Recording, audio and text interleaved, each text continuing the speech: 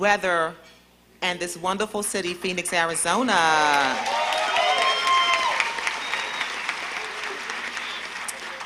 It is so fantastic to see so many faces at the conference this year.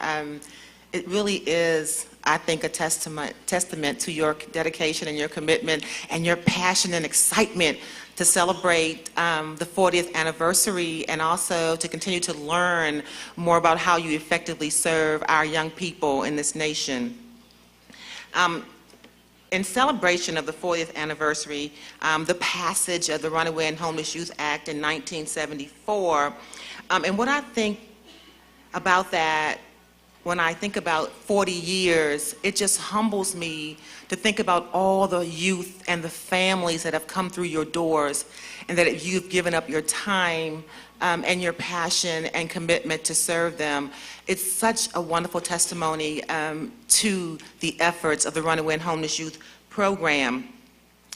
We all know that these youth have dealt with tremendous trauma in their lives. When they walk through the doors, often you hear us say that your services must be trauma informed. And I clearly know we did not have to tell you that. I clearly know that all of you in this room understand and appreciate the trauma that these young people have gone through and the adversities they have experienced in their lives. And so I commend you for knowing that and for meeting our youth where we are. Oftentimes, because our kids are not line, we don't do things boom, boom, boom. We have to get their trust. I understand that. We have to make them feel that this adult, the one that you're meeting and you're sitting across from at the table right now, is really here to help you. And so I appreciate that, that you understand that we must meet our kids where they are, that the assessments and the screening that we provide to them when they walk through our doors is one of the most important things you can do to start helping them toward their healing. So thanks again for that as well. And so I want to give some acknowledgments to some of the people in the room. Many of you have been helping for years, and if there are staff members in the audience who were working with the youth services programs in 1974, I know you started when you were 2, so it's okay. It's okay. Stand up and get acknowledged. If you were with the programs since their inceptions, oh my gosh, in 1974, Sparky Harlan, California, nice, yes, wonderful, wonderful. And so on the flip side of that, are there any staff who are in their very first year of service with the Runaway and Homeless Youth Grantee organization that you're serving at this time? Please stand. Welcome, welcome.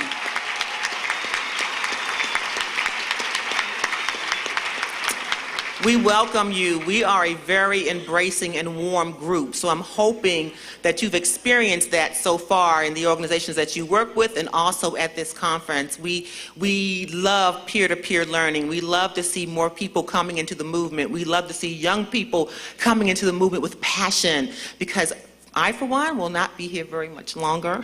I keep saying that every year, I know.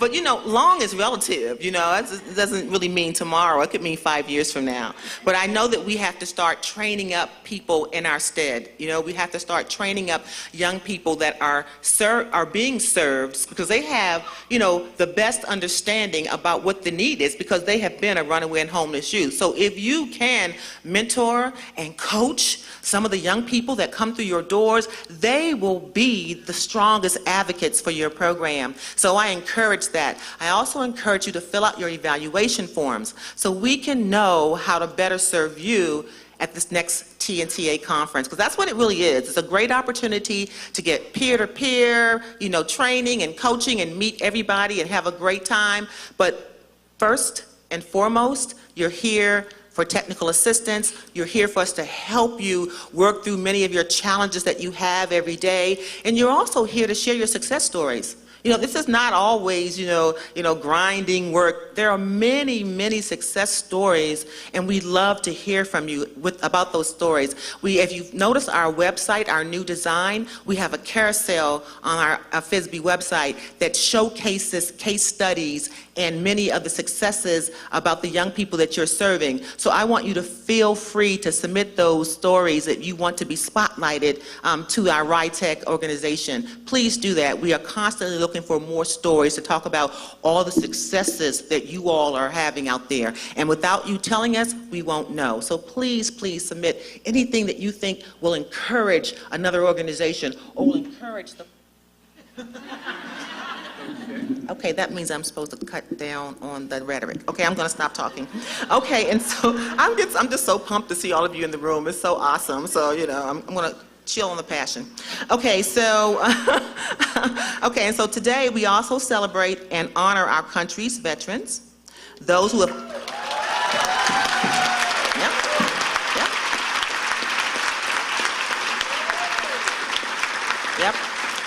those people that have served and given their lives for our countries, so we can sit back and enjoy things such as this. They have put themselves on the front line of danger, and we really, really understand, and we love you for doing that.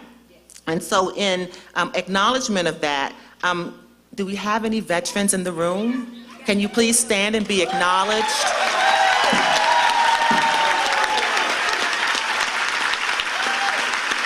And if we have any family members of veterans in the room, stand up and be acknowledged. You've given your family members to this country.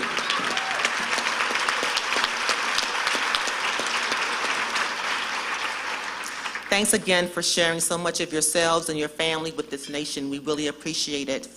And next, I want to, in the spirit of recognition and celebration, I am pleased to introduce to you the Phoenix Oyote Singers. I hope I didn't get that too wrong, Oyote Singers. The Oyote Singers have performed for many years in the area to honor families, children, and sobriety. The Phoenix Oyote Singers are a Native American drum and singing group led by singer Alvis Robertson. Alvis Robertson experienced homelessness firsthand and currently works as a substance abuse counselor, as a substance abuse counselor for Native American youth at the Fort McDowell Yavapai Nation. I hope I did that right, Mr. Robinson. The group will honor veterans today as they welcome us to their home.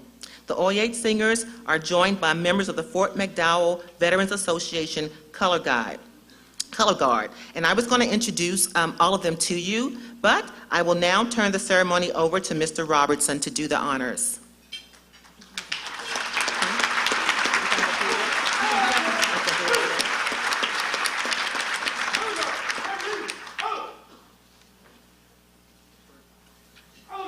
Test. The first song is a flag song. It says, "We will always defend this country, and may the president's flag fly forever." The second song is a memorial song. It says, "Kola wakes ya. I will always remember you, my friend. Akichita, my soldier, my warrior."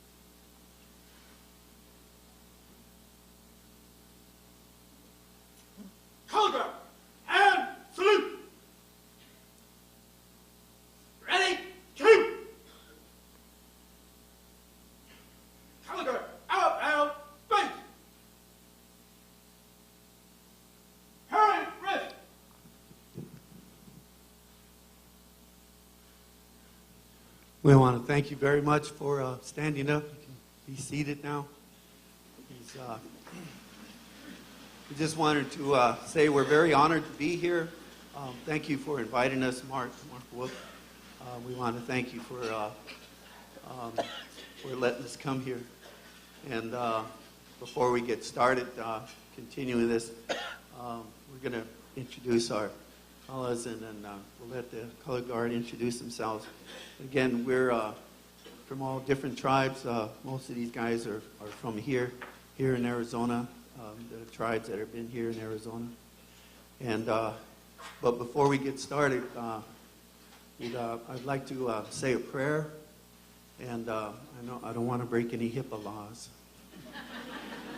but we would like to for honoring the veterans, and of course we would like to also the reason we're here is also to honor you too, because of the work that you're doing. We want you to continue this work, so we're going to ask God to Creator to help you out and bless our veterans. Okantanka to Kashala Oshimado. God, Great Spirit, Creator of all things, have pity on us. We ask for your blessings today. We ask that you guide and protect these people here that are working with our youth and the homeless and the runaways.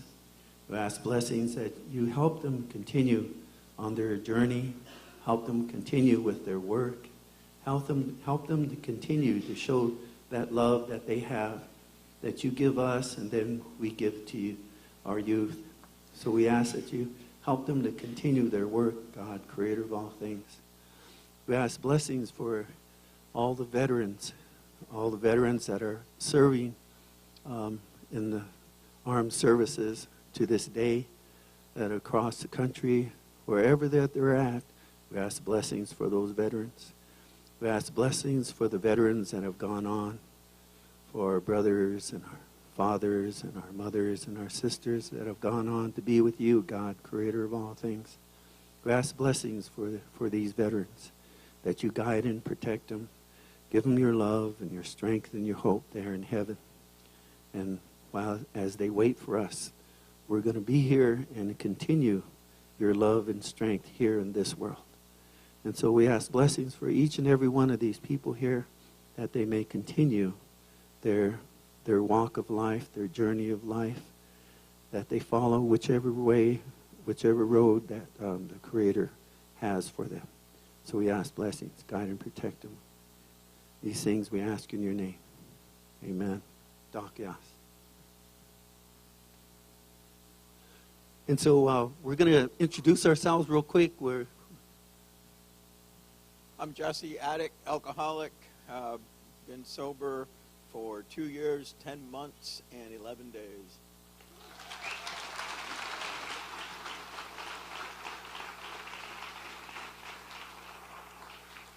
Good morning, everybody. My name is Greg. I'm an alcoholic and an addict, and I would like to say thank you for inviting us to be here. You know, as Elvis said, you know, we're alcoholics, and so with that we become homeless. You know, and I've been alcoholic for almost 30 years of my life. But you know, as of 8 years ago, I don't have to worry about that. You know, through people like you guys, and so thank you.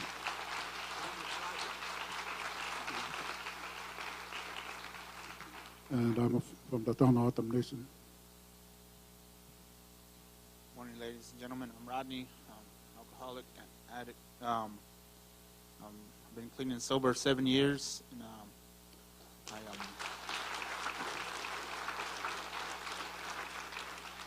I'm O'odham from a Hill River community. Thank you. I thank you guys for being here today. I thank you guys because I have not slept last night because of where I live in Sackatoon, a place called Upper Santan. Last night, you know, we had youth that were drinking and shooting their AK-47s and that's pretty loud noise in our community, and it echoes because of the mountains around us. So none of our people slept last night because of the youth, and we all had to come and deal with it, and the police had to come and deal with it. And of course, that situation takes an all-night thing. So, you know, I'm happy to be here, but I don't feel tired. I feel really good.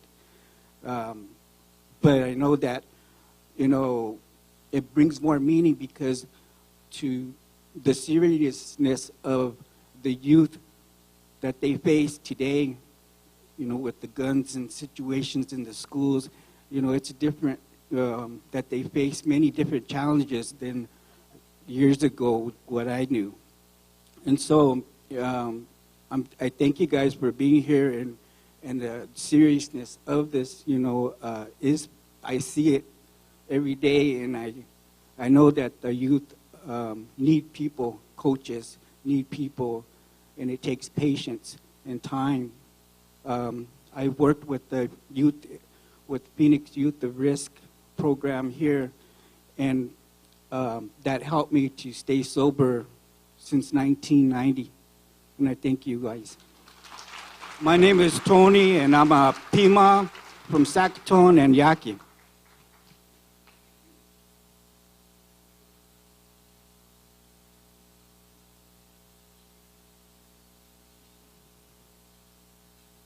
Skuk Seri, Sapentat Kuminit, Mamtidada, Uliskamjet. Good morning.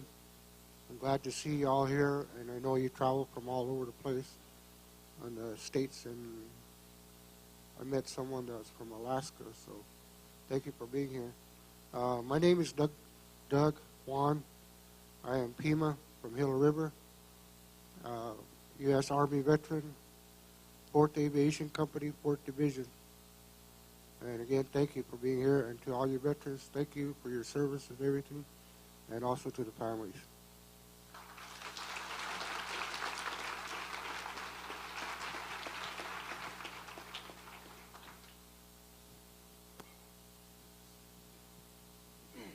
Good morning. My name's Mr. Lewis. Welcome to Arizona for those of you that are coming from cold weather there. So enjoy the sun, because you're going to be freezing when you go home. Well, I'm still enjoying the sun.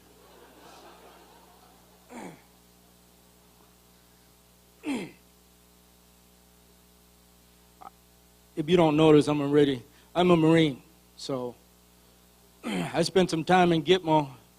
For those who don't know what Gitmo stands for, it's Guantanamo Bay, Cuba. I also done some time with the 7th Marines, India Company. I went all over the world, compliments of the Marine Corps. But for those of you that are Marines out there, happy birthday. And all the veterans, today is the day we remember everybody that didn't make it back, and the ones that are incarcerated for the rest of their lives. Some of us don't make it out of the Marine Corps. Some of us choose the wrong direction.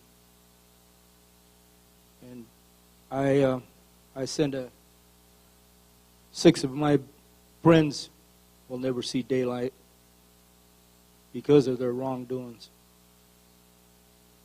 I send one home in a box. To this day, their parents don't know that they were KIA'd. They were just killed in a training accident. So today it's kind of hard. Yesterday it was even harder for me. I had to speak in front of some kids. And so I work with kids. I've been working for kids with about 10 years now, over 10 years. I've been mentoring a lot of kids.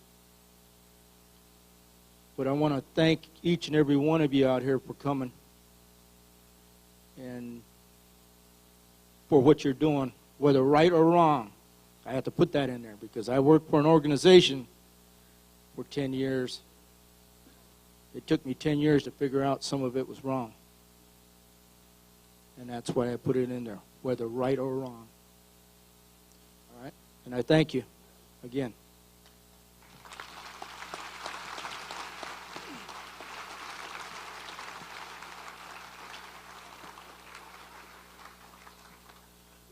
Okay, they asked us to, we would like to know if you could round dance with us. We're going to do a little round dance. It's an Indian social dance, and basically it's just a real easy step. Just got to just put a little rhythm to it, you know, put a little soul into it, and in a round dance, it's got a heartbeat. And then every time you hear that beat, it's like the Indian hokey pokey. Every time you hear that downbeat, you put your left foot down.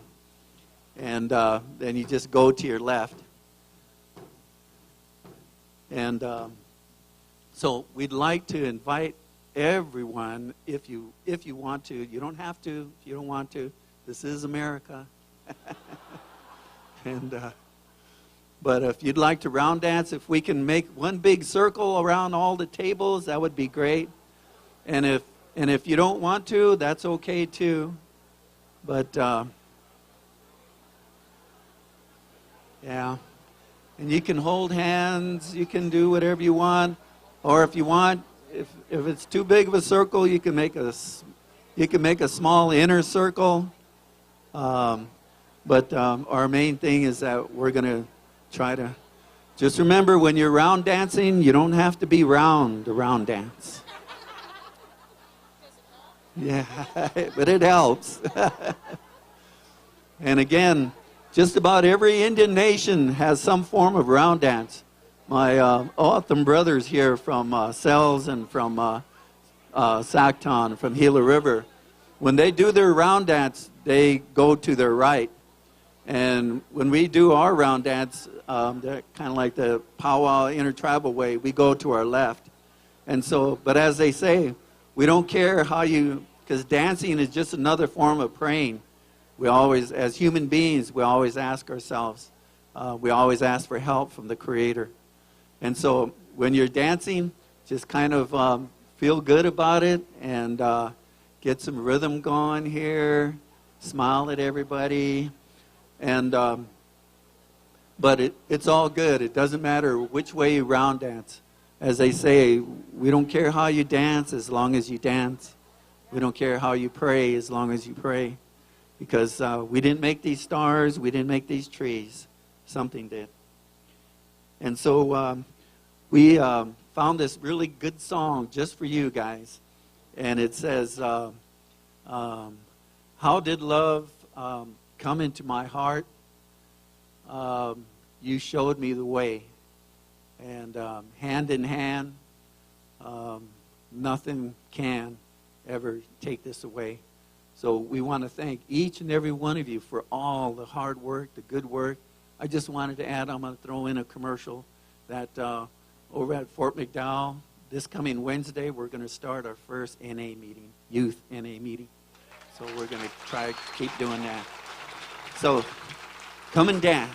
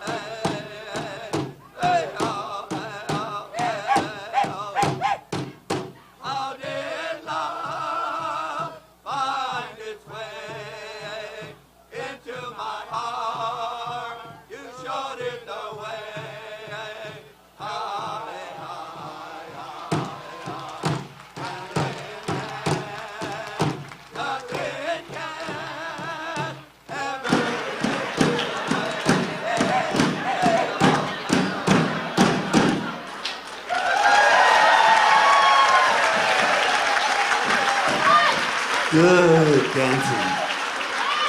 Woo, these people got some rhythm.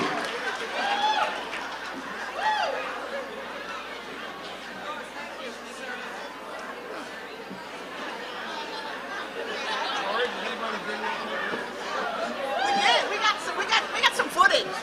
We're good. You should tell them y'all didn't know. I know. You're good. You're up. Okay. Little surprise for you for the 40th anniversary, huh? Got you going. Okay. We made lots of memories here today already. Thank you so much to Mr. Robertson and the Oete Singers and the Fort McDowell Veteran Association Color Guard.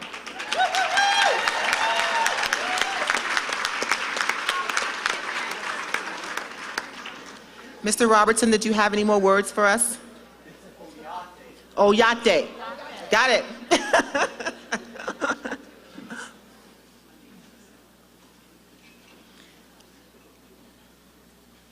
So next, it's my pleasure to introduce and to present to some Mr. William Bill Bentley. Bill, as you know or may not, is the Associate Commissioner for the Family and Youth Services Bureau. I won't give you a lot of information about our programs because you're here and you know all about our programs, and if you don't, page 5 is his bio.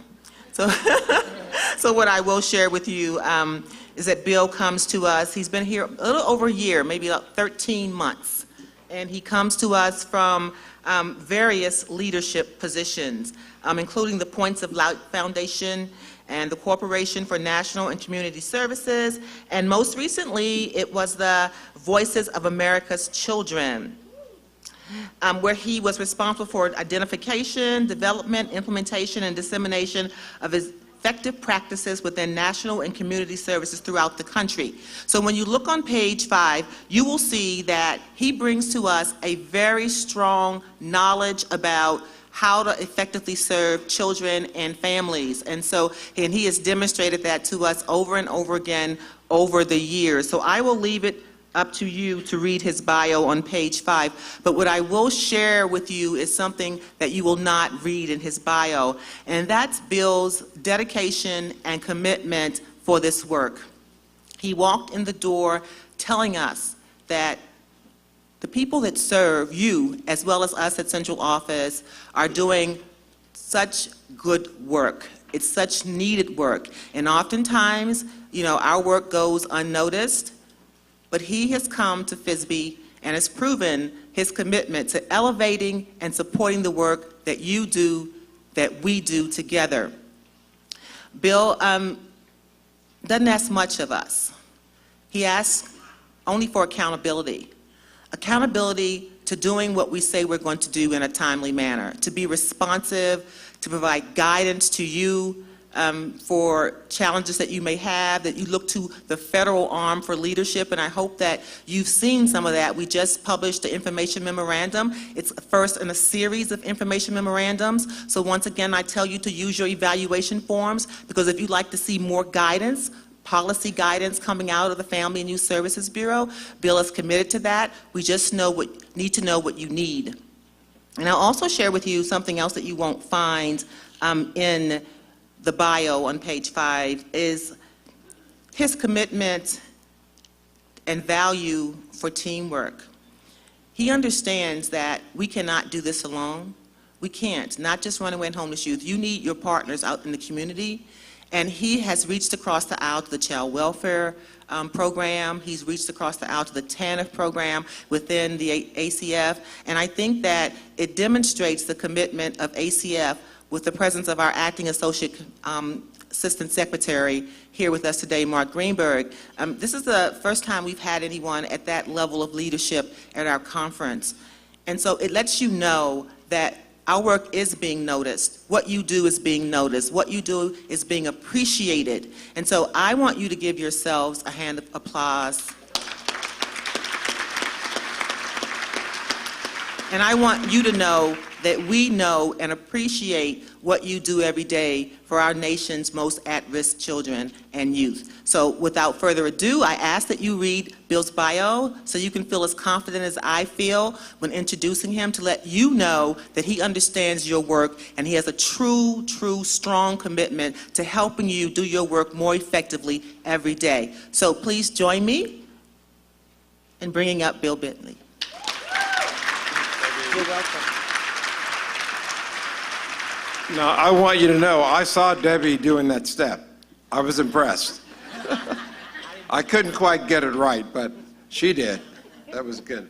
Good morning, and welcome to Phoenix. Today is Veterans Day, and I was watching a White House concert last week, and I was very touched by something one of the artists said. She said, "All gave some, and some gave all." That says it all. And I think that our veterans have done a lot for us, and we owe them an incredible amount of thanks and appreciation for helping us be able to live free and do the kinds of things that we think can make a difference in the world. I'm glad to be here with you and to celebrate with you the 40th anniversary of the Runaway and Homeless Youth Act. And I want to follow up on something that Debbie started. I want to get all of us together to get a better picture of the diversity of this crowd. So I'd like to ask those folks who've been doing this RHY work for 40 years or more to stand up again.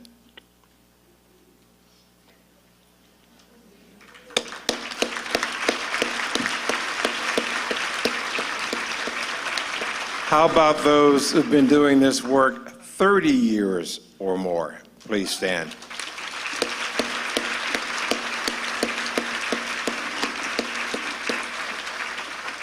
And how about 20 years or more?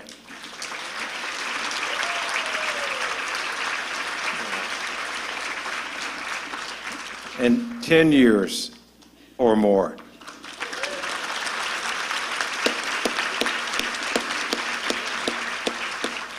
And finally, 5 years or more.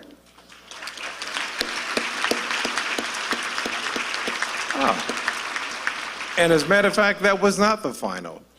How about those folks who've been doing it between 1 and 5 years? Please stand. All right. A very diverse group of people. And to echo Debbie's comment, I get real energized when I come and I get to hang out with you, because I see the passion in your eyes, the commitment that you have to really, truly try to make a difference. And I think sometimes what happens to those of us in this business, if we stay in it too long, is we sometimes get a little cynical. So coming back and spending time with you re-energizes me. And it gives me more confidence that we can truly make a difference if we just keep on trying. And for those folks who've been in this business for 1 year, between 1 and 5 years, the good thing about you is you don't know yet what you can't do. So everything is possible, which is great. And those of us who've done this for a long time can learn from you and can appreciate from you how we can keep on doing this work and not become jaded, because we know that the work matters. You see it every day, and we appreciate you for that. I've been at FISB for a little over a year now, and from the beginning, one of my priorities has been to elevate the issues and needs of runaway and homeless youth in this country. I also want to elevate the very important work that each of you is doing every day on behalf of these young people and their families. As someone said yesterday in one of the meetings that I was attending, it's also about the families, however young people define them. And I think us having an opportunity, us collectively, to work that way with young people and their family sure does make a difference. The mission of FISB is to support the organizations and communities that work every day to put an end to youth homelessness, adolescent pregnancy, and domestic violence. Elevating the work means ensuring that people across the country are aware that youth homelessness, adolescent pregnancy, and domestic violence are problems that people and families struggle with every day. Elevating the work means bringing attention to the important work our grantee partners do to ensure our nation's youth, individuals and families, no matter what challenges they may face, can live happy, productive, and violence-free lives. Elevating the work means putting aside our egos and emphasizing that the work we do as it relates to runaway and homeless youth, we do not because it's all about us, but because it's all about them. Those young people, their families, with whom you work every day. Let me ask a question. How many of you do this work for that money? Let's see all these hands. That's what I thought. And that's what makes you special. You don't do this for the money. You will never be rich monetarily doing this work, but the richness that you will have in your hearts and the respect that people will have for you makes all the difference. It makes it all worthwhile. And I commend you again for doing that. Elevating the work of RHY and the issues of these young people also causes us to focus on what really matters, what really truly can impact the lives of these young people. And as all you know, kids run away and become homeless for all kinds of reasons. Family conflict and violence, poverty, rejection because of their sexual orientation. Each young person has a story, and each young person deserves a chance to successfully transition to adulthood. Last month, we had the honor of hosting a press event with Cyndi Lauper, the pop icon and activist on behalf of homeless youth. She talked about the importance of helping each young person because, as she said, and I quote, "You never know who these kids are going to be." We don't know who they're going to be.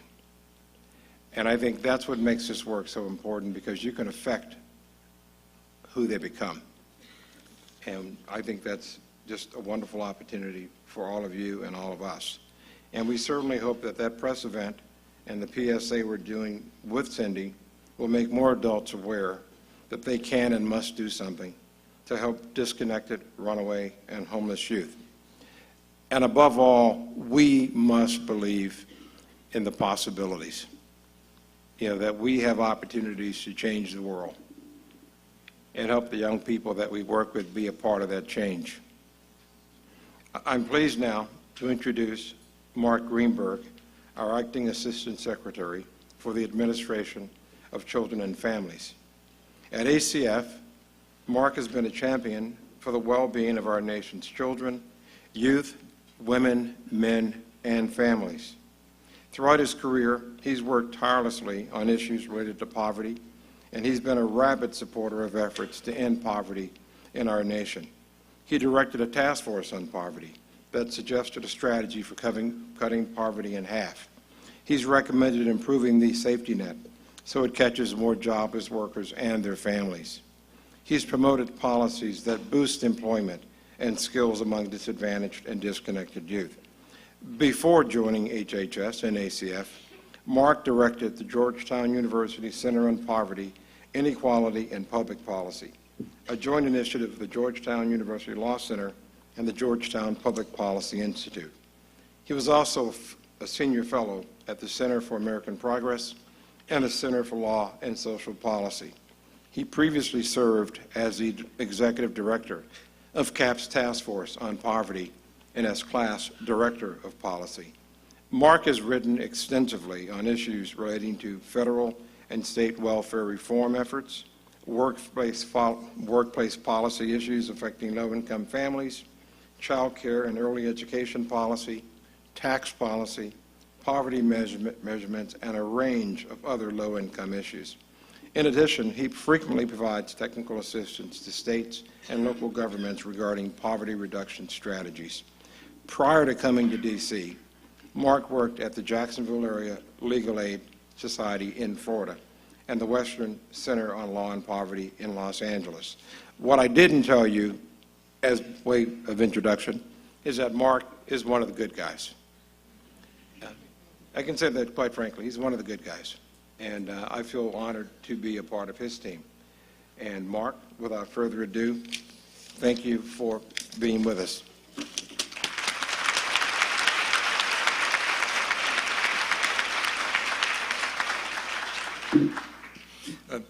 So thanks very much, Bill, for the kind introduction and for the terrific words. And for the terrific words to the group before then. Thank you, Debbie, for your both introductory words here today and for the wonderful work that... Now, this didn't happen to everybody. Just you and I, we're special. Okay. And for the wonderful work that you and your FISB colleagues are doing. We've noted that today is Veterans Day. We give our thanks to our nation's veterans for their bravery, their commitment, their service to our country. We thank all our nation's veterans, and in addition, want to again recognize the veterans who are here today, who have continued their service to the nation by dedicating themselves to this work. So thank you all again.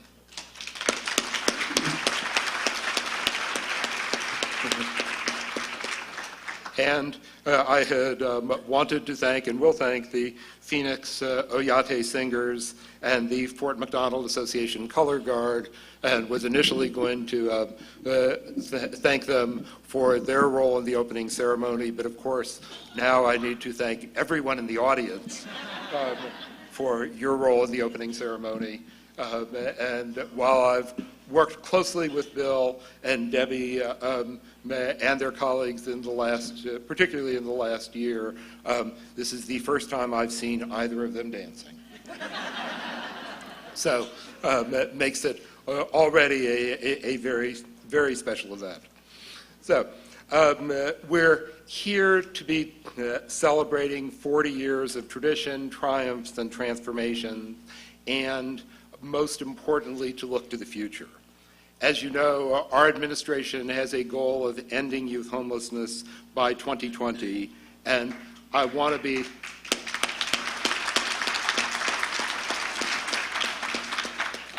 and we're proud of that goal, we're serious about that goal, and I want to be spending some time in these next few minutes talking with you about important steps that we can take together towards the goal. As Bill indicated in the introduction, I'm here as Acting Assistant Secretary of ACF. I'm also here as Acting Commissioner of the Administration on Children, Youth, and Families, which has responsibility for working, for FISB and for the Children's Bureau. So in my ACYF Commissioner acting capacity, I've worked really closely with Bill and Debbie and lots of FISB staff over this last year. And I've had the opportunity to visit a number of your programs, to meet and listen with grantees and young people. Last month, I was able to have a listening session at the West Coast Convening, and had the honor of participating in the press conference with Cindy Lauper last month, but also with 3 inspiring young people who talked about their experiences and about what a difference it made to receive the services that they had received from the Night Ministry in Chicago, from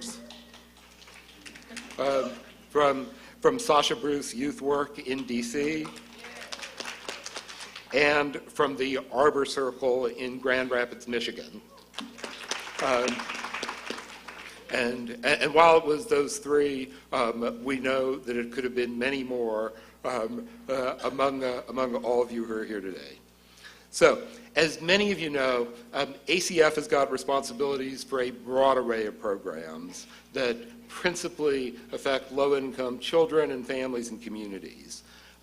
So it includes the FISBE work that we're talking about today. It also includes Head Start and child care and child welfare and child support and temporary assistance for needy families and refugee assistance and the Unaccompanied Children program and others.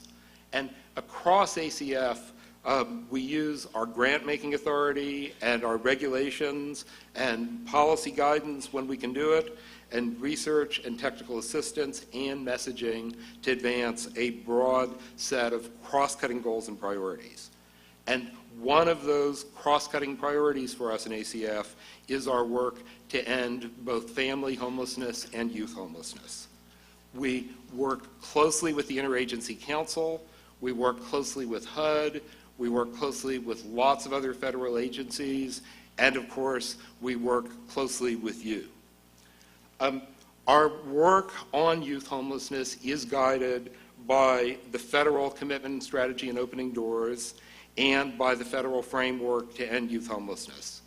As you know, the federal framework focuses on 4 core outcomes for youth: housing stability, permanent connections, education and employment, and well-being. The framework emphasizes the need to improve our data and research and to build capacity at the federal, state, and local systems. And while we recognize the importance of strengthening our data, strengthening our research, strengthening capacity, we also believe at ACF that an enormous amount is already known, that there is an enormous amount that can be done now to move forward, and it is why we so value our partnerships with you all. We've come a long way since 1974, when the Runaway and Homeless Youth Act was signed. Before the act, young people who'd run away or been found on the streets were often viewed as delinquents, put in detention centers or jails. The act changed the way that we view these young people, offering them services they need, helping them reunite with their families when appropriate, live independently when that's the best choice. The services started in 1974 with emergency shelters that are funded by the Basic Center program, expanded in 1988 to include transitional living, expanded in 1994 to street outreach. But for us at ACF, this isn't just about a collection of programs. It's about key building blocks in the nation's efforts to help homeless youth and ultimately to end youth homelessness. At ACF, we recognize the importance of your efforts because we understand that young people need safe places. And with policies that are informed by an understanding of youth development, we recognize the importance of education and employment as a key part of reconnecting. We recognize the essential role of adult mentors who can help young people prepare for the world of work and live in their own apartments, and who believe in them and help them be who they are. And we understand that many young people who are homeless or at risk of homelessness are lesbian, gay, bisexual, or transsexual, and they need the support of adults who can help them to come out safely. Together with the funding that was authorized by the RHY Act, you move young people into stable housing and provide vital services. Some quick numbers. In 2013, those of you with Basic Center programs together served more than 30,000 young people, giving them a safe place to stay, helping them return to their families, or another stable living situation, such as a friend or a relative's house or a residential program.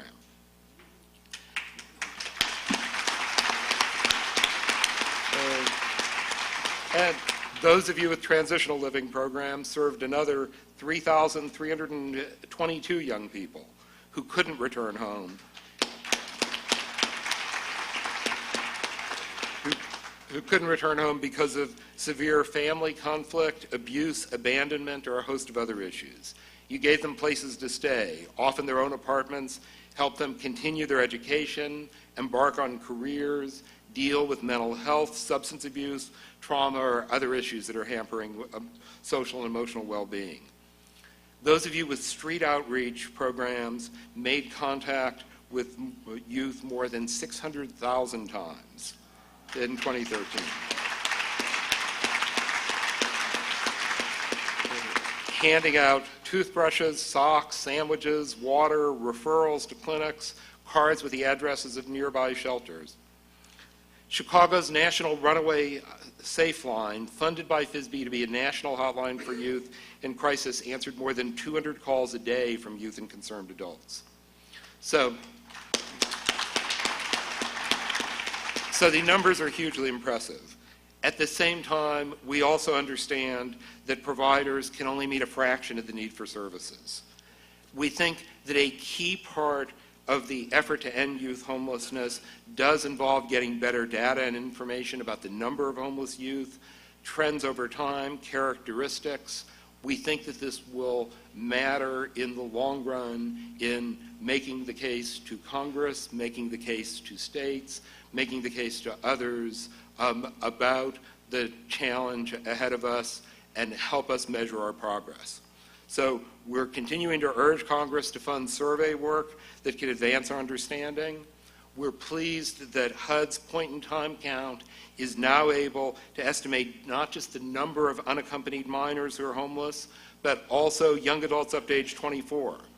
New data tells us that on a single night in January this year, that count indicated there were 45,205 unaccompanied children and youth up to age 24 experiencing homelessness.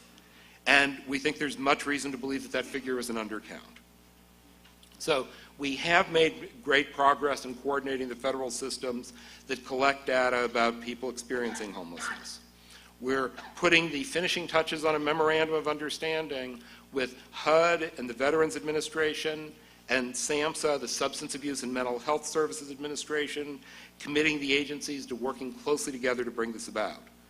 Already, these partners have come together to expand HUD's homelessness management information system to accommodate the data collection requirements of RHY and other partner grantees. FISB will be working closely with you over the next year in managing the transition to the new system, and there will be more discussion about it in the conference. We were very excited last month to release, in conjunction with the press conference, the executive summary of the Street Outreach Program Data Collection Project, which looked at the situation of homeless street youth in 11 cities. The full report will be out at the end of the year. Respondents included street youth served by FISB street outreach grantees and street youth who weren't using services. And among the study's findings, and we encourage everybody to look at the executive summary and then to the full report when it's out, but among the findings, on average, the young people became homeless for the first time at age 15. The average young person in this survey work had spent nearly 2 years living on the street.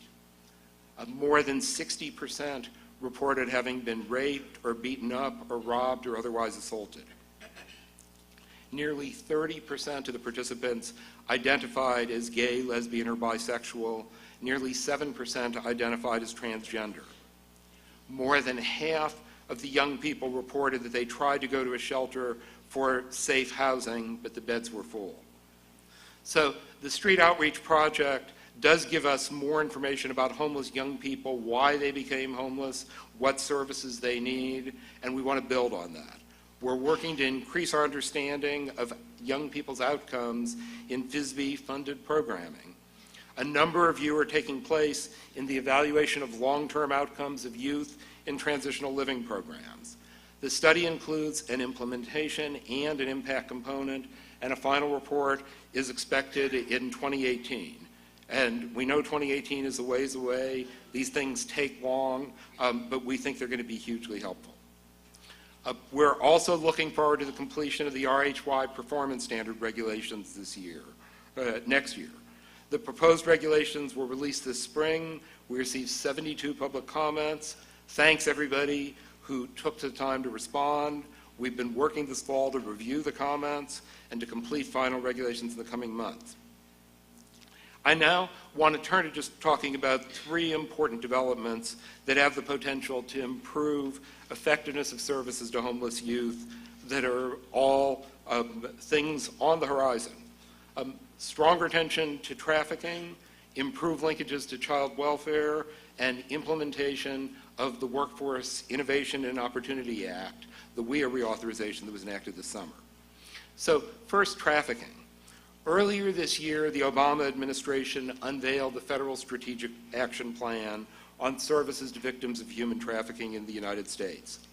At the President's direction, the Departments of Health and Human Services and Justice and Homeland Security co-chaired the development of the 5-year plan to align state and local and tribal and federal efforts to improve our understanding, to expand access to services, to improve outcomes by promoting effective, culturally appropriate, trauma-informed services that will improve short and long-term health, safety, and well-being of victims. ACF has been really heavily involved in these efforts, including the release of guidance on child trafficking to runaway and homeless youth programs last year, a 5-city pilot training for healthcare providers on human trafficking, new funding to RITAC to provide specialized training on human trafficking, new demonstration grants to serve domestic victims of human trafficking, including young people intersecting with runaway and homeless youth programs. We're pleased to have awarded these 3 cooperative agreements to implement demonstration projects to provide coordinated case management, comprehensive direct victim assistance to domestic victims of severe forms of trafficking. And there's more coming up in the year to come. Upcoming next year includes creating a validated tool to screen for child trafficking, implementing a pilot data collection effort to better understand service needs of trafficking victims, and increased youth-oriented prevention and intervention efforts. Second, we know that a lot of you for a long time have wanted us to strengthen coordination between FSBE and the Children's Bureau in recognition of the many overlapping issues between youth in and leaving foster care and the youth served in RHY programs. As mentioned already, but I want to note that we are very pleased that last week we issued a joint FSBE Children's Bureau information memorandum urging state child welfare agencies and RHY programs to work together to strengthen their coordination in addressing situations for young people who've run away from foster care placements.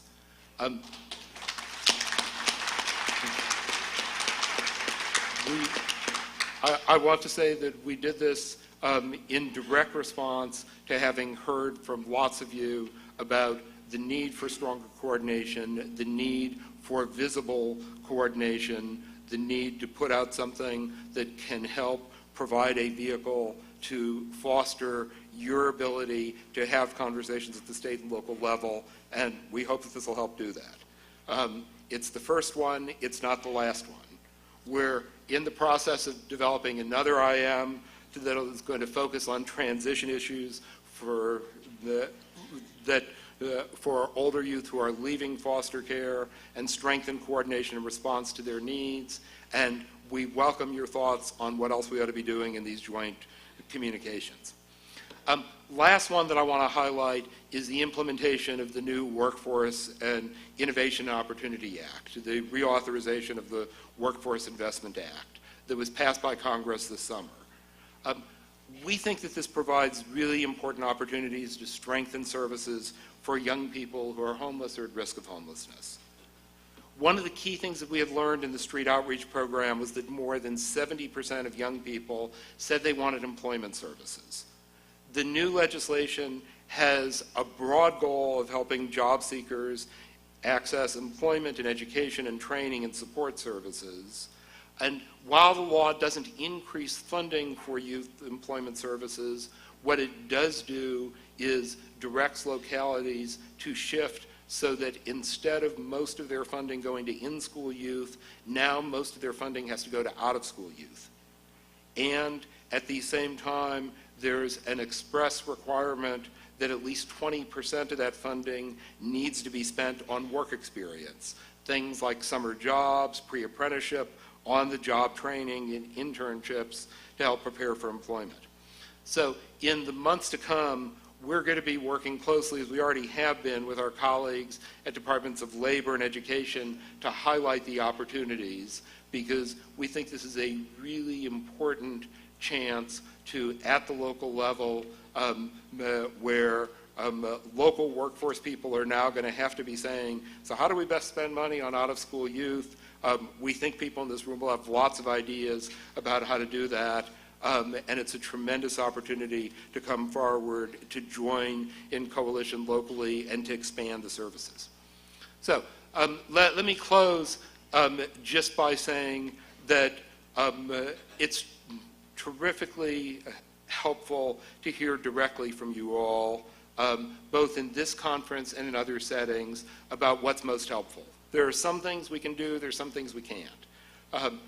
The issues about funding are decisions made by Congress, and we don't have a lot of control over that.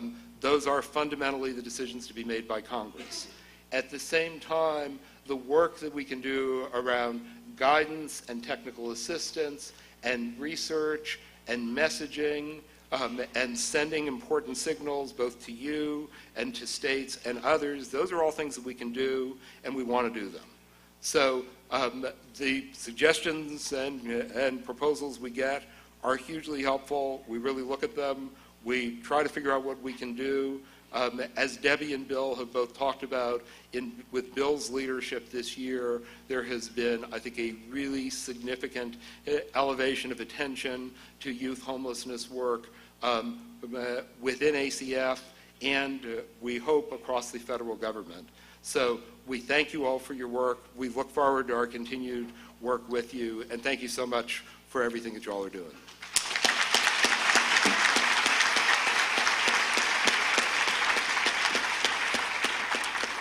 Thank you, Mark, and thank you once again for your commitment to the Runaway Homeless Youth programs and all the programs at FISB.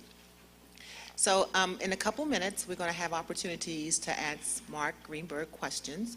But before we do that, I'd like to acknowledge and recognize our staff, the federal staff that are here.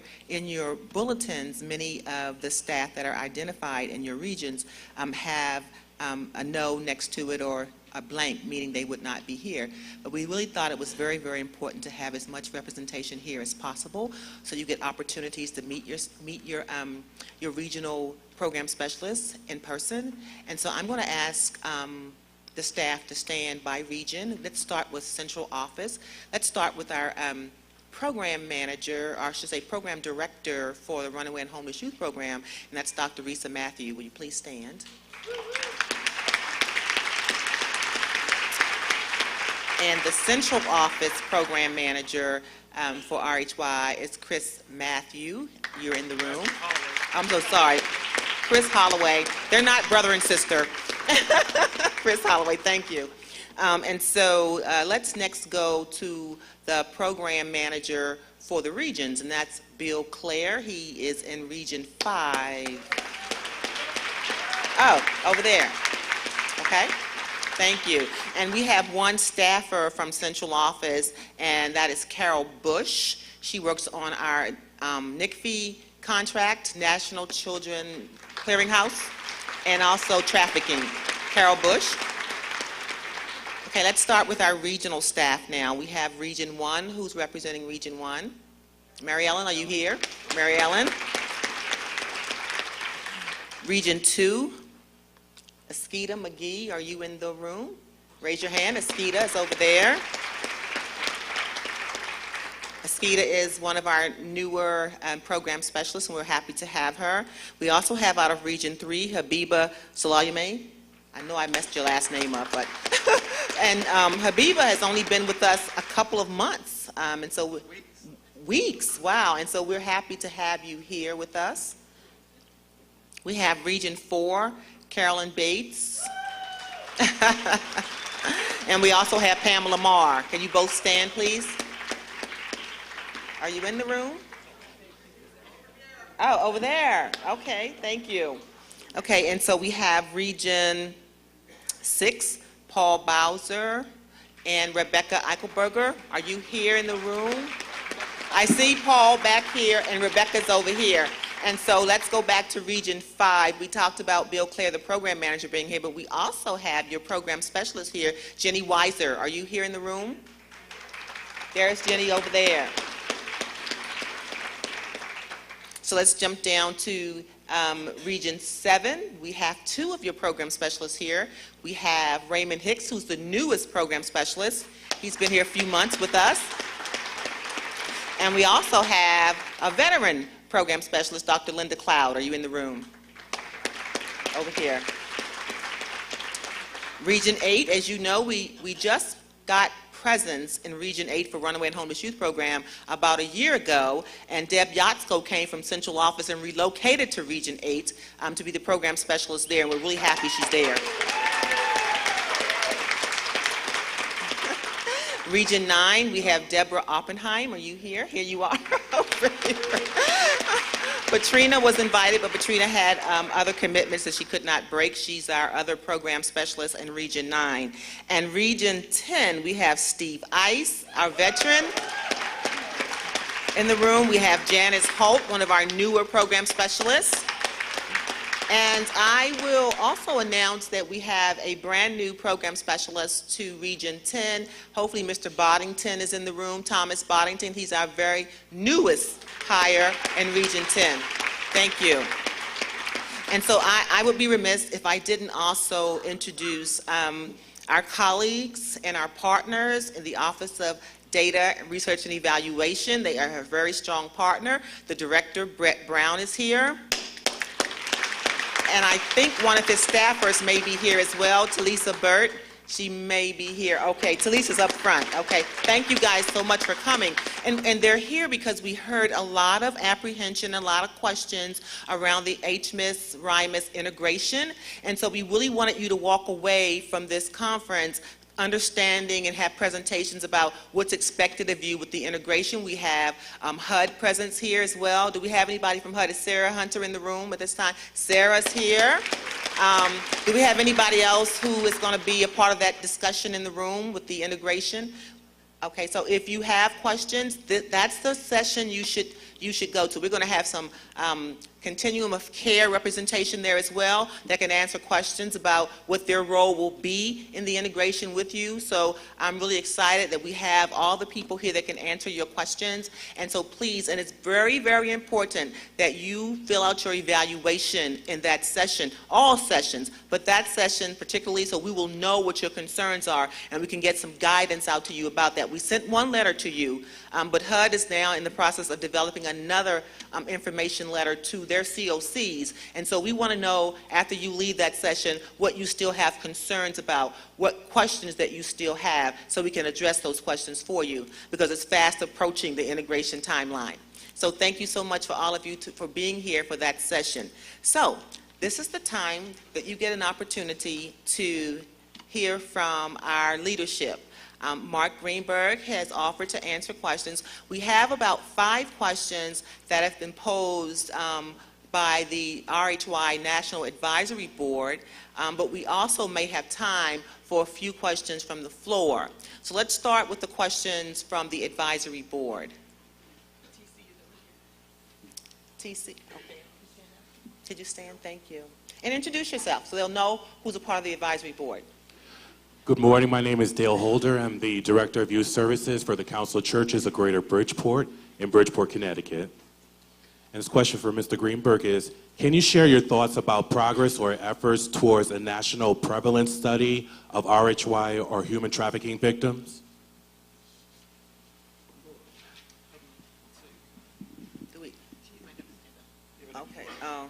Do we have a mic we can bring to Mr. Greenberg? Thank you. I know it's going to require some running, TC, but you're up for the task. I'll be a good little Marine and give you a number. Thank you. Sure. So we think getting a national prevalence study is really important. We've proposed it to Congress. It costs money. So fundamentally, it's got to be up to Congress to decide whether it's going to be funded. But I do just want to say a word about why we think it's so important. It's very clear that in having discussions around youth homelessness and family and chronic and veterans, that having numbers matters hugely. That being able to track, to measure, to say whether there's been progress from one year to another, to be able to say, and if we put in this much money, here's what we think we'll accomplish, and here's what kind of a dent we think we will make. It's just clear that that matters. In addition, there are a number of areas around things that relate to prevalence, reasons, characteristics, trends, for which we often have, and often from many of you here in the room, lots of important local insights and perspectives, but we don't have rigorous data. And we're in a context where it's hard to get Congress to spend a new dollar on lots of things, but the ability to come forward with data really does matter. So we've been pushing hard on it. Ultimately, whether that funding comes through is something up to them, but we will continue to push hard. Sure. And I should also say, I've encouraged Bill to join me and to comment wherever he wishes to as we get these questions. Yeah, I think understanding the size and scope of the problem is critical. Because right now, we don't really truly know the size and scope. And the prevalence study would begin to give us a better idea of what that looks like. We've been having conversations with the folks at Chapin Hall who are also interested in this issue. And we are looking at different ways that we might partner with them in the effort they are starting. And at the same time, as Mark said, we will continue to advocate for the prevalence study inside of government and with Congress's support. I can't hear you. Hello, how was that? Okay, I was saying we're going to continue to advocate for the prevalence study because we know how important it is, and we know it's important to you, and it's going to help us make the case for more resources for this population. So yeah, it's extremely important, Dale, and I know you agree, and we look forward to your help in that arena. Question number 2. I'm Katie Doyle from Ozone House in Ann Arbor, Michigan. First of all, I'd like to thank you. I knew I'd have a lot to share with my folks back in Michigan about this conference, but dancing with you and David Powell was not something I was expecting to be able to share. But, I'd like to ask you about some other emerging areas of interest that overlap with RHY youth. And in particular, are there plans to turn the spotlight back on substance abuse and mental health needs of youth? Yes. Yeah.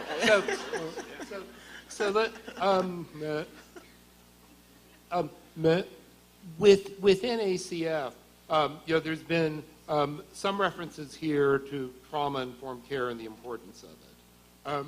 And what's been striking for us over actually these last couple of years has been coming to realize that the trauma-informed discussions were occurring around youth homelessness.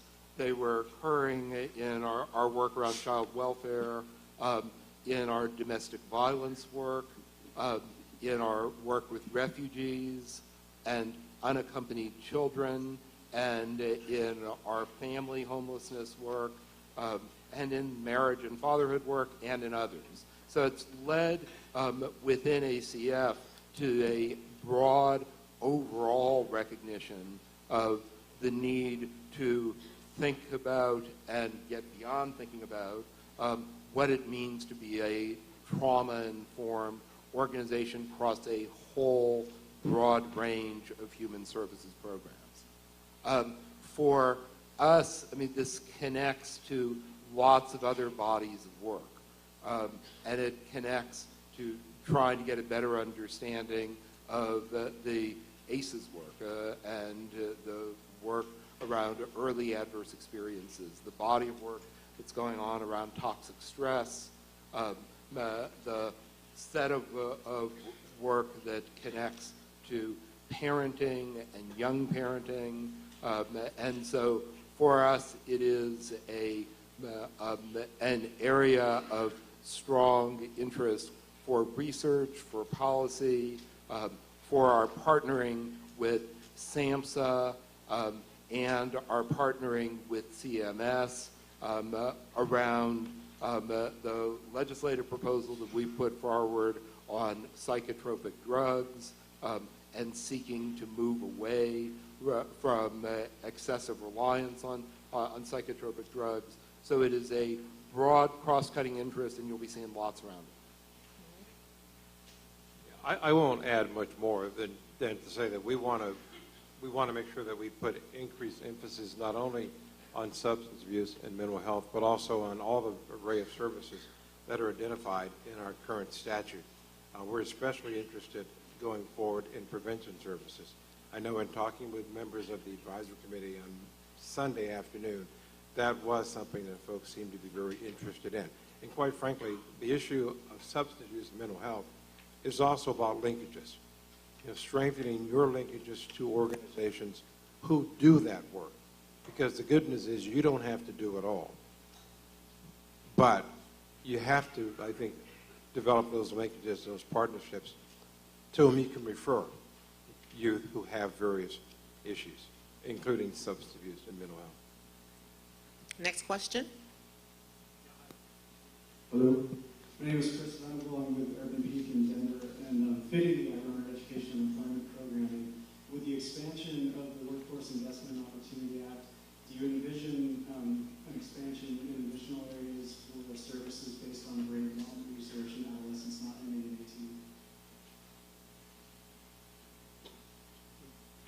So let me say a couple of things on that. I mean, one is just, you know, I talked generally about the Workforce Investment Act, Workforce Innovation and Opportunity Act, and, you know, we're going to be doing a bunch around it, including next week a webinar that will be for human service agencies, sort of broadly highlighting where the opportunities are. And, you know, and per my comments, I mean, we really do think this is a big opportunity for local programs to reach out. You know, I can tell you over the years when there was lots of discussion about should there be a shift from in-school to out-of-school, you know, one of the things that was sometimes heard by local workforce boards is it's hard to find the out-of-school kids.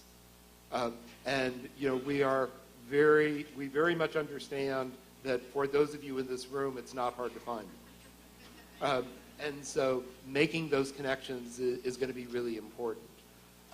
You know, there is an overall, I think, gradual shift occurring to what is, you know, to what may wind up being recognizing youth as going to age 24. You know, and in part that's guided by, you know, continuing developments in understanding both brain research and youth development. In part, it's guided by recognitions of the enormous challenges in transition to adulthood in this economy. And in part, there has also been, from OMB and others, you know, there is a recognition that we've got a situation where different programs define youth differently, and that creates needless complexity.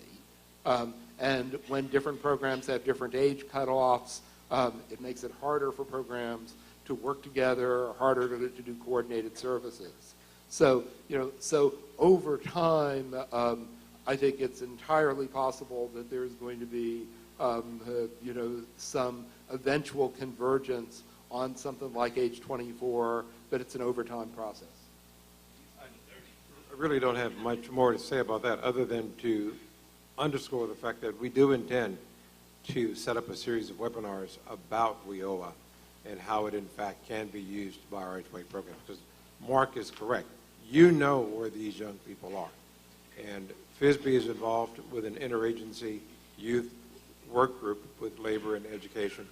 And we're going to be talking about how we can better educate the field so that you can better educate your boards who are involved in the WIOA activities.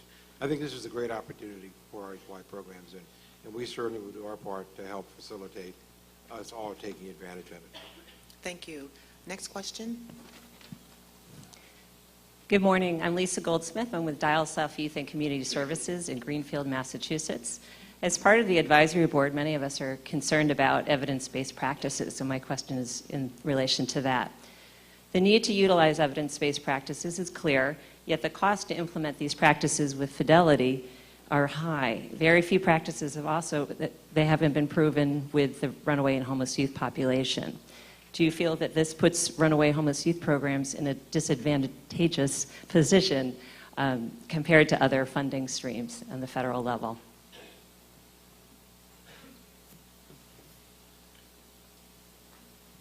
So the challenge, there are a bunch of challenges around a move to evidence-based practices. There is, from this administration and from others, a really strong emphasis on the need to be evidence-based. At the same time, what we struggle with is at any given time the rigorous evaluation data that's available to help us be guided in what to do typically only answers a pretty small share of the questions that you and other providers face every day. So ultimately, our challenge is how do we continue to build the evidence base? How do we learn from it? How do we recognize at the same time that typically the studies aren't going to answer everything? And that we got to figure out how to strike the right balance where even when a study does tell us something, it doesn't necessarily tell us, so here's the strategy that makes sense for this subgroup. It doesn't necessarily tell us, even if we see that something works, that it's the best way to proceed. So I mean, I do think an overall challenge is absolutely, and we just, we see it all the time, that when Congress, when money is tight, there is absolutely a push on saying, where is something evidence-based? And it makes it crucial that we have a continuing, ongoing agenda to be building and strengthening the evidence base. At the same time, we've got to recognize that, that fidelity to, to previously evaluated work, needs to also be done with mindfulness to the fact that the world keeps changing, we keep learning things, there needs to be sufficient flexibility to adjust to local conditions. So it's not just a sort of pure either or, it's balancing a bunch of things, and and we're trying to be responsive to that in the guidance and the TA that we do. But there's just no question that we're now in a world where people will say you got to be evidence-based. I agree with what Mark said, but I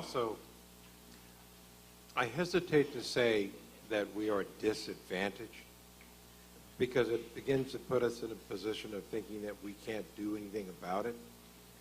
And I think there are a number of our colleagues in this room who've begun to do evaluation activities, the rigor of which perhaps some would question, but what I think people are beginning to do might begin to identify promising practices that we can begin to hang our hats on. But I think the more we can figure out a way to fund evaluation at the program level, if not nationally, I think the better off we will be. And to the extent there are programs who I've talked with who are working with universities across the country to begin to evaluate their programs, the more data we can get, the more we can share, and the more advantaged we become. Because Mark is right, as money gets tight, policymakers will say, show me the difference that you've made. And we have to be able to do that, for sure. Thank you. Sorry, this will be the last question. I see that we are running a little bit behind schedule. We want you to get to those sessions on time, so we have one more question. Hi, I'm Kirsten London from Looking Glass Youth and Family Services in Eugene, Oregon, and my question centers around human trafficking. The administration has placed much emphasis on human trafficking and the emergence of the issues as a prime focus of new initiatives. We in the RHY field have been working with victims, survivors of various forms of trafficking for many years. What can we do to ensure that our years of learning and experience in serving this population are not overlooked in the push to find answers and to establish new services?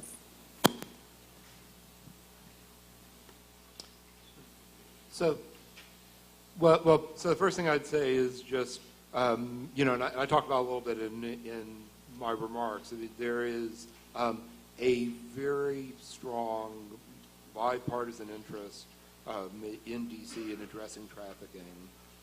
It is something that shows up and I talked about the administration strategic plan, but it's also really clear that there's strong interest in Congress.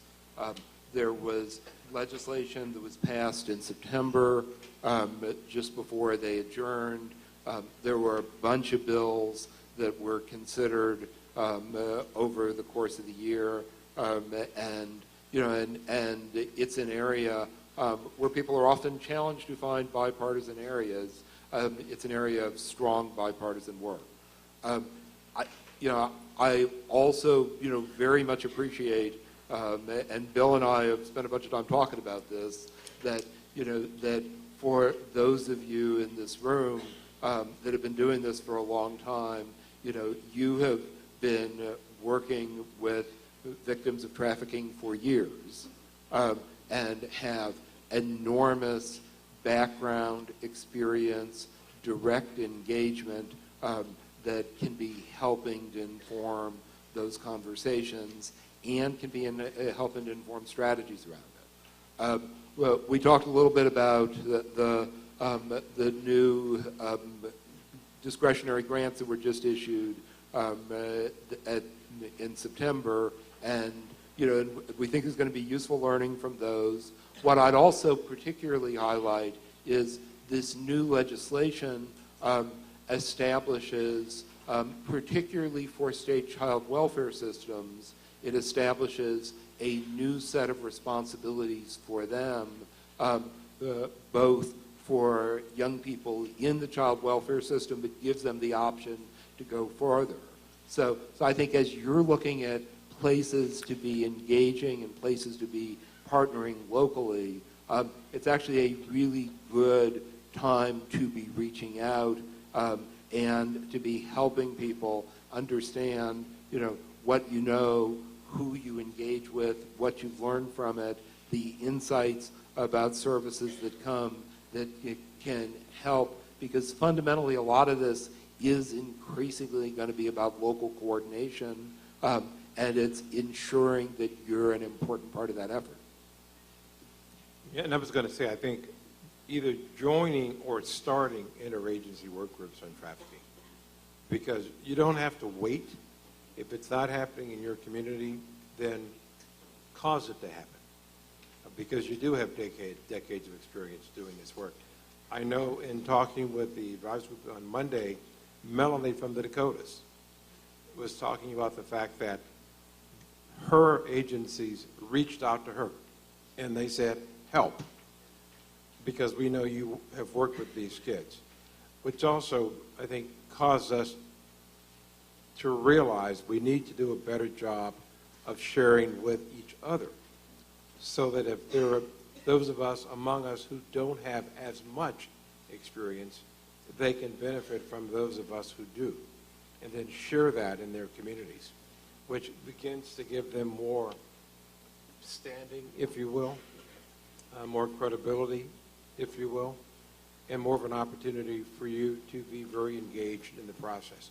You don't have to stand on the sideline and wait to be asked, because I think sometimes people just don't think about our RHY programs.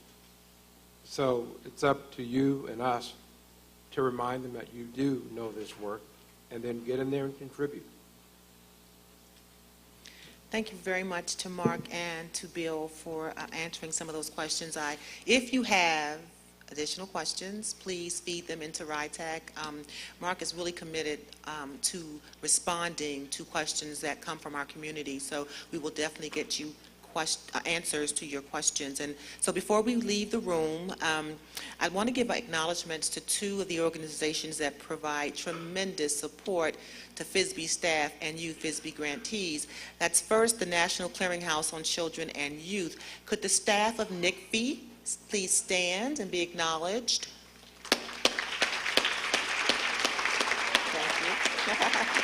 Thank you. Thank you. And last but most certainly not least is our Runaway and Homeless Youth Training and Technical Assistance Center. And even though they provide tremendous support to us with planning our conference every year, they provide even more enormous support to you as the Training and Technical Assistance Center, because that's primarily what they're for. This is just an itty-bitty piece of what they do. Even though they do it very well, it's an itty-bitty piece of what they do. So we want to just acknowledge the RITAC staff and the director of RITAC, Lori Jackson, at this time. You stand up, please.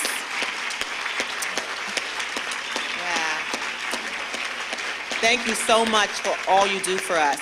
And so Lori will come with a couple minutes of housekeeping things for you. Good morning. I know that you're all anxious to get started and go to the workshops, and so I just want to say welcome. We are excited to have you. Thanks to Mark and to Bill for being here. We're honored to have you here with us. A couple of things. Just remember that we do have breakfast tomorrow as well, and we have breakfast on Thursday.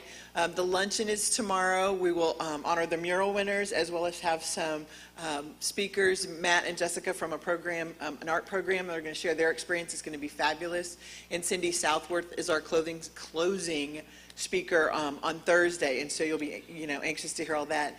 Finally, we do have the reception this evening. It's going to be a great time, 40 years of service, so don't miss it. It's going to be back at the River Ranch. So come, make sure that you wear your name tag to events so that folks know to let you through the food line. That's important. So thank you. The workshops are in this building and in one other building. If you have any questions, the RITAC staff have red name tags, so don't hesitate to flag us down. I also want to thank Tumbleweed Youth Services. They have provided a number of volunteers for us, so if you could give me a round of applause for them, that'd be awesome. If they're in here, if they could stand up, Tumbleweed folks, staff. Yay. They're getting ready to have 100 of you come on a site visit tomorrow, so they are stoked and ready to go. So with that, I will say if you have any questions, don't hesitate to, again, find any of the RITAC staff. Have a great time at your workshops. We'll see you later. Good job. Thank you all. Great job answering the questions. I know folks are going to grab you, but we're going to head to the lobby in just a second, okay? To get you in the car, okay? I'm going to go make sure Deb.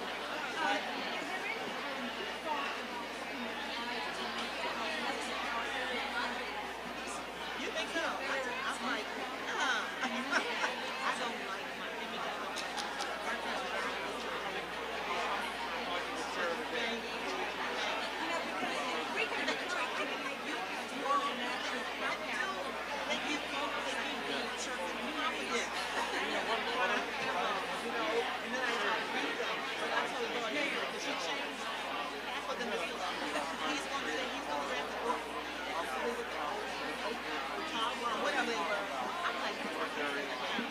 If Melanie Heitkamp is in the room, if she could come up front and see me, that'd be great.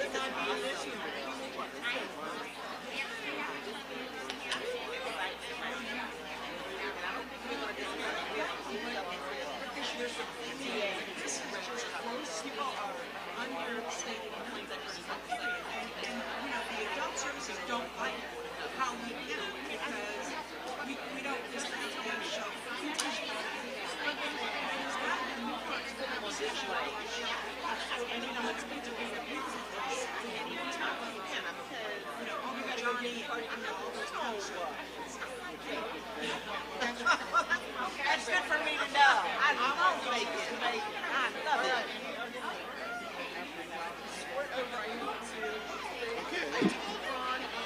Are we heading somewhere? We are going over to the lobby of the Southport building to get it. Hi. TC, okay.